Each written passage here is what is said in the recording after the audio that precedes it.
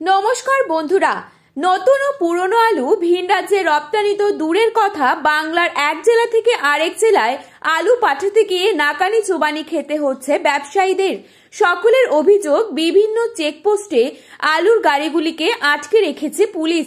ভুয়ো কেস দেওয়া থেকে শুরু করে ট্রাক চালকদের মারধর করতে পিছুপা হচ্ছে না পুলিশ, এমনটাই দাবি জানাচ্ছেন ব্যবসায়ীরা।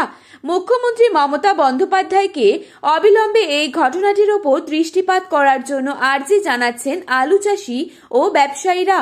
পশ্চিমবঙ্গের আলু ব্যবসায়ীদের হাত পা পুরোপুরি বাঁধা, আর এই সুযোগকে কাজে লাগিয়ে উত্তরপ্রদেশ, হরিয়ানা, পাঞ্জাবের আলু ব্যবসায়ীরা ভিন রাজ্যের বাজারগুলিতে আলু সাপ্লাই দিতে তাদের হাতের মুঠোয় করে নিয়েছে।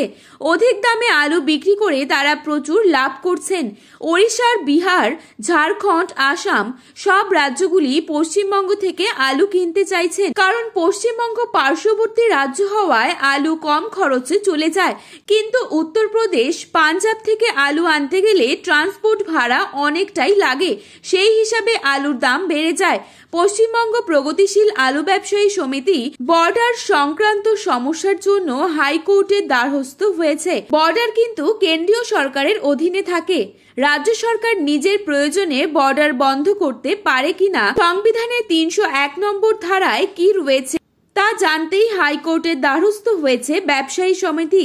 জানুয়ারির 15 তারিখ থেকে বাংলার সব জায়গায় নতুন আলু পুরোপুরি ভাবে অ্যাভেলেবল হয়ে যাবে, আর তারপর কিন্তু রাজ্য সরকার বর্ডার খোলার জন্য স্টেপ নিতে পারে।